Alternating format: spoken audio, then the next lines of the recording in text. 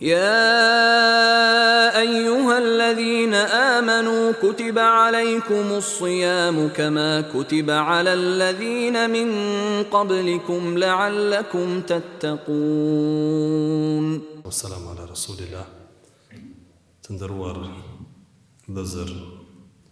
السلام عليكم ورحمة الله وبركاته. Allahun Azza wa Jalla falenderojmë për mirësitë e Tij të panumërta.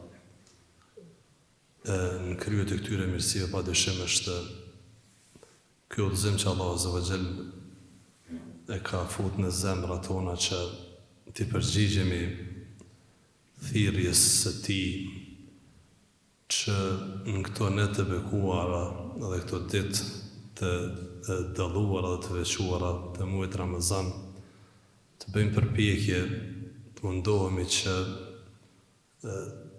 qesim edhe na diçka nga vetja jonë, të japim një kontribut, të punojmë diçka me qëllim të arrijmë kënaqësinë Allahu subhanahu wa taala.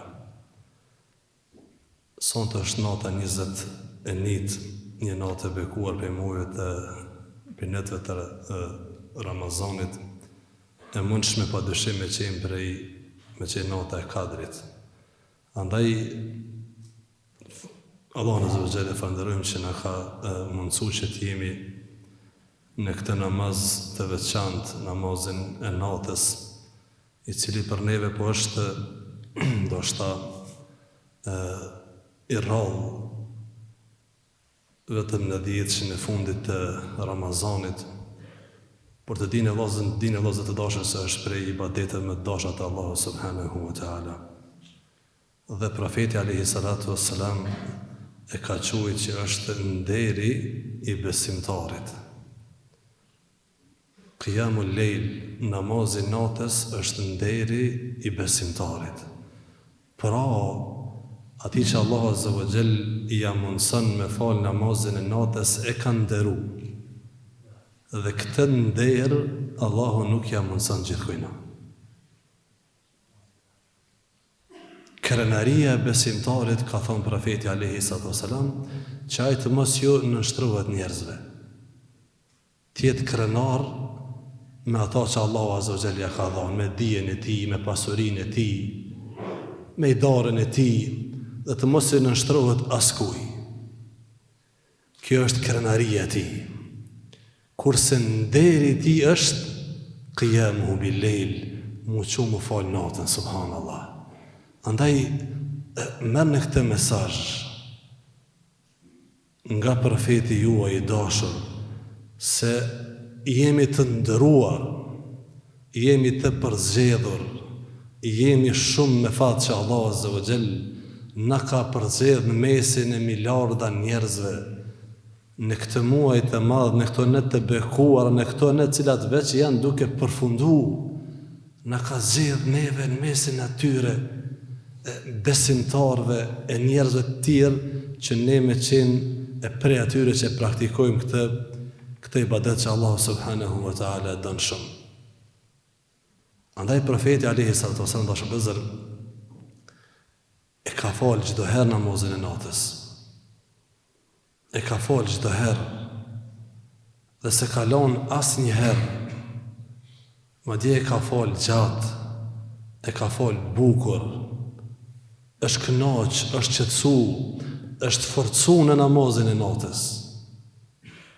Është fal gjatë, jo në Ramazan, vazhdimisht, në vazhdimsi, çdo herë profeti alayhi salatu wasalam është fal natën, saqë ka këndu gjatë, ndoshta me sure tëra i ka dëgjuar me një recat, i ka lexuar me një recat. Dhe një herë Aisha po ja Rasulullah, faleje, sa që këmbët ju ajshin duke qëndru gjatë në këmbë. I tha Aisha, ja Rasulullah, a nuk ti ka falë Allah Azza wa Jall gjunohet? Të kaluarat dhe të ardhmet. A nuk ti ka falë Allah Azza wa Jall mëkatet? A nuk ta ka garantua Allahu subhanahu wa ta'ala xhenetin? Atëherë, pse po e mundon veten kaq shumë? Pse po falesh çdo natë? Pse po falesh kaq gjatë ja Rasulullah? Afala akunu abdan shakura. Profeti po thotë, atë mos jem rob falënderues. Njëri prej objektivat të Ramazanit është që të bëheni falënderues, që të falënderojmë Allahun subhanahu wa taala. Për çka? Që na ka mundsuar me agjeru. Me falënderu Allahun që na ka mundsuar me fal. Me falënderu Allahun që na ka mundsuar me ardhur në xhami. Ahabbul biqa'i ila Allah. Masajidu, vendet më të dashura të Allahu janë xhamijat. Andaj kjo është privilegj, kjo është përzgjedhje, kjo është begati, kjo është mirësi, por në njëjtën kohë është edhe falënderim ndaj Allahut subhanahu wa taala për këtë udhëzim të dashur vëllezër. Profeti alayhi salatu wassalam nuk e ka falënderuar ndoshta për shkak të dunjos ja ka dhënë Allahu azza wa jall, sepse ai nuk kishte peshë.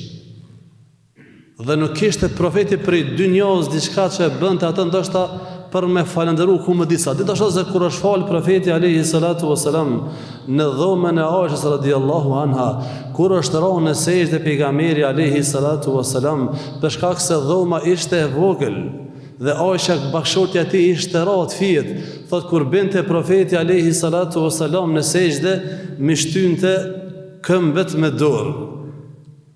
Sikur për thotë, ajo është mbledhi pa kom, se s'po kam ku me qitë kryet në sejdë. Kjo ishte dhoma e profetit alayhi salatu wassalam. E dashur të Allahut azza wa jall. Madje dashur vëllezër, thot Aisha njëjta bashkëshorte thot ka ndodhur që 13 ditë në shtëpinë tonë nuk është ndezë, s'ka tymua gjaku.